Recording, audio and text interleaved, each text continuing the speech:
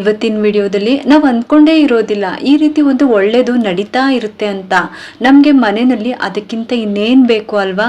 ಯಾವಾಗಲೂ ನೆಮ್ಮದಿ ಅನ್ನೋದು ಇದ್ರೆ ಸಾಕು ನಮ್ಮೆಲ್ಲರಿಗೂ. ಇದ್ಯಾಕಪ್ಪ ನಾನು ಹೀಗೆ ಹೇಳ್ತಾ ಇದ್ದೀನಿ ಅಂತ ನೀವು ಯೋಚನೆ ಮಾಡ್ತಾ ಇದ್ದೀರಾ ಅಲ್ವಾ?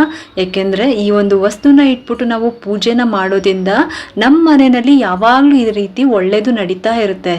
ಈ ಒಂದು ವಸ್ತು ಆದರೂ ಯಾವುದು, ಇದರ ಹೆಸರೇನು, ಇದರಿಂದ ಏನೇನು ಲಾಭಗಳಾಗುತ್ತೆ, ಇದನ್ನು ಇಟ್ಬಿಟ್ಟು ನಾವು ಯಾವ ರೀತಿ ಪೂಜೆನ ಮಾಡ್ಕೋಬೇಕು ಮತ್ತು ಯಾವ ದಿನ ಮಾಡಬೇಕು ಪೂಜೆನ ಅಂತ ಇವತ್ತಿನ ವಿಡಿಯೋದಲ್ಲಿ ಸಂಪೂರ್ಣವಾಗಿ ತಿಳಿಸ್ತಾ ಇದ್ದೀನಿ.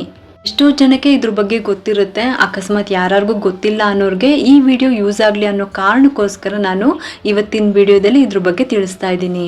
ಬನ್ನಿ ಇವಾಗ ಇದ್ರ ಬಗ್ಗೆ ಸಂಪೂರ್ಣವಾಗಿ ತಿಳ್ಕೊಳ್ಳೋಣ.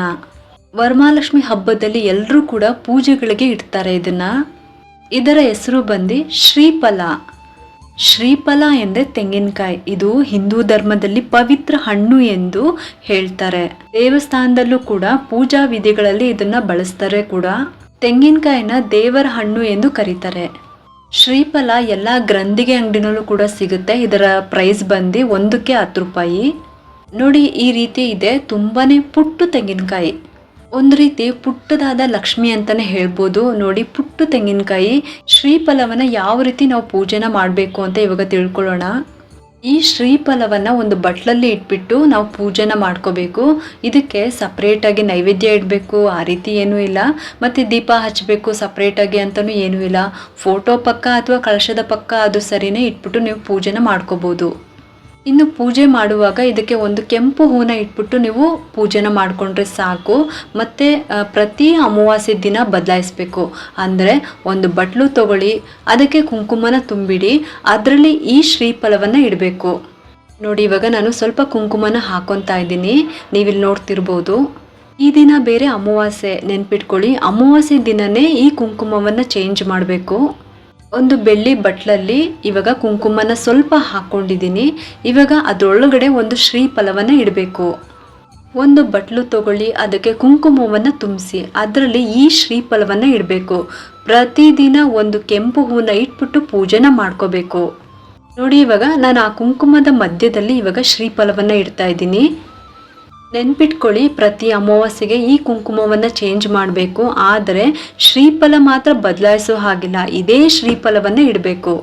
ಆದರೆ ಕುಂಕುಮ ಮಾತ್ರ ಬದಲಾಯಿಸಬೇಕು.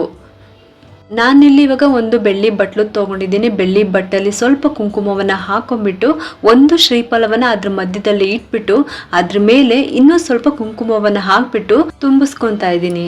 ನೋಡಿ ಈ ರೀತಿ ರೆಡಿ ಮಾಡಿ ಇಟ್ಕೋಬೇಕು ಅಷ್ಟೇನೆ. ನೋಡಿ ಇದರಲ್ಲಿ ಶ್ರೀಫಲ ಇದೆ ಅಂತಲೂ ಕಾಣಿಸೋದಿಲ್ಲ, ಆ ರೀತಿ ನಾನು ಕುಂಕುಮವನ್ನು ತುಂಬಿಸಿ ಇಟ್ಟಿದ್ದೀನಿ. ಇದು ಅರ್ಥ ಆಯಿತು ಅಂತ ಅಂದ್ಕೊಂಡಿದ್ದೀನಿ. ಸ್ವಲ್ಪ ಕುಂಕುಮವನ್ನು ಹಾಕೊಂಡ್ಬಿಟ್ಟು ಶ್ರೀಫಲವನ್ನು ಅದರೊಳಗಡೆ ಇಡಬೇಕು. ಅಂದರೆ ಮೊದಲು ಸ್ವಲ್ಪ ಕುಂಕುಮವನ್ನು ಹಾಕಿ ನಂತರ ಶ್ರೀಫಲನ ಇಟ್ಟು ಮತ್ತೆ ಅದ್ರ ಮೇಲೆ ಕುಂಕುಮವನ್ನು ಮತ್ತೆ ಹಾಕಿ ಮುಚ್ಚಿಡೋ ಥರ ಇಡಬೇಕು. ಇದನ್ನು ಈ ರೀತಿ ಇಡೋದ್ರಿಂದ ತುಂಬಾ ಒಳ್ಳೆಯದಾಗುತ್ತೆ. ಇನ್ನು ಈ ಕುಂಕುಮವನ್ನು ಏನು ಮಾಡಬೇಕು ಅಂತ ಅಂದರೆ, ಒಂದು ಬಟ್ಲು ತಗೊಳ್ಳಿ, ಅದಕ್ಕೆ ಈ ಕುಂಕುಮವನ್ನು ಹಾಕೊಳ್ಳಿ, ಅದಕ್ಕೆ ಸ್ವಲ್ಪ ನೀರನ್ನು ಹಾಕಿಬಿಟ್ಟು ಕಲಿಸ್ಬಿಟ್ಟು ನೀರನ್ನು ಚೆಲ್ಬಿಡಬೇಕು.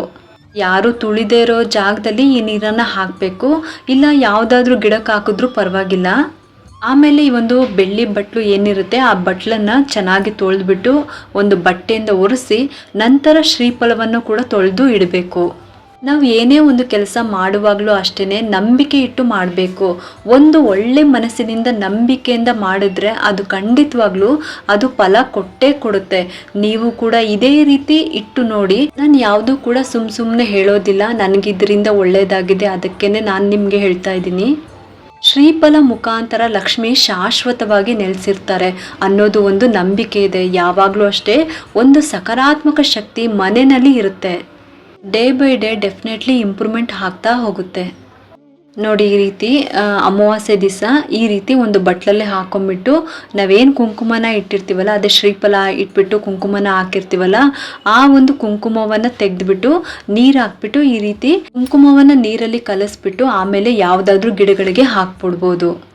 ನಲ್ಲಿ ಯಾರು ತುಳಿಬಾರ್ದು ಅಂತಹ ಜಾಗದಲ್ಲಿ ಹಾಕಬೇಕು ಅಷ್ಟೇ. ನಾವು ಅಂದ್ಕೊಂಡೇ ಇರೋದಿಲ್ಲ ಈ ರೀತಿ ಒಂದು ಒಳ್ಳೆಯದು ನಡೀತಾ ಇರುತ್ತೆ ಅಂತ. ನಮಗೆ ಮನೆಯಲ್ಲಿ ಅದಕ್ಕಿಂತ ಇನ್ನೇನು ಬೇಕು? ಯಾವಾಗಲೂ ನೆಮ್ಮದಿ ಅನ್ನೋದು ಇದ್ದರೆ ಸಾಕು ಅಲ್ವಾ?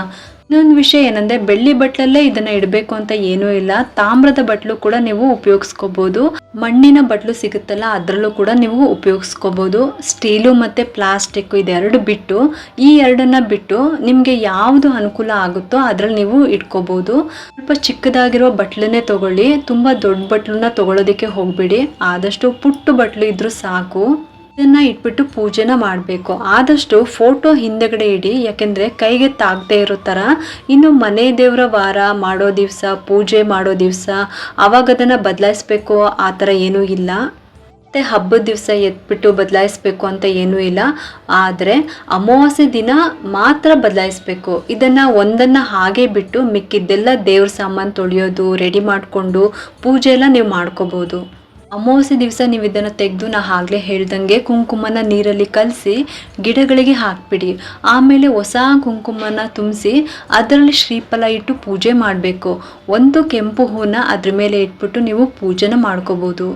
ಇದಂತೂ ಒಂದು ಪವರ್ಫುಲ್ ಅಂತಲೇ ಹೇಳ್ಬೋದು.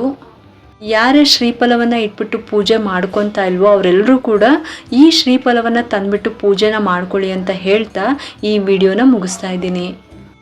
ನಿಮಗೆಲ್ಲರಿಗೂ ಈ ಒಂದು ವಿಡಿಯೋ ಇಷ್ಟ ಆಗಿದ್ರೆ ಒಂದು ಲೈಕ್ ಮಾಡಿ, ಶೇರ್ ಮಾಡಿ ಮತ್ತು ಸಬ್ಸ್ಕ್ರೈಬ್ ಮಾಡಲು ಮರಿಬೇಡಿ. ಯಾಕೆಂದರೆ ನೀವು ಮಾಡೋ ಒಂದು ಸಬ್ಸ್ಕ್ರೈಬಿಂದ ನಮ್ಮಂತಹ ಸಣ್ಣ ಸಣ್ಣ ಚಾನಲ್ಸ್ಗೆ ಒಂದು ಸಪೋರ್ಟ್ ಮಾಡ್ದಂಗೆ ಆಗುತ್ತೆ. ಮತ್ತೆ ಸಿಗ್ತೀನಿ ಮುಂದಿನ ಹೊಸ ವಿಡಿಯೋದೊಂದಿಗೆ ಅಂತ ಹೇಳುತ್ತಾ ಈ ವಿಡಿಯೋನ ಮುಗಿಸ್ತಾ ಇದ್ದೀನಿ. ಸರ್ವೇ ಜನ ಸುಖಿನೋ ಭವಂತು.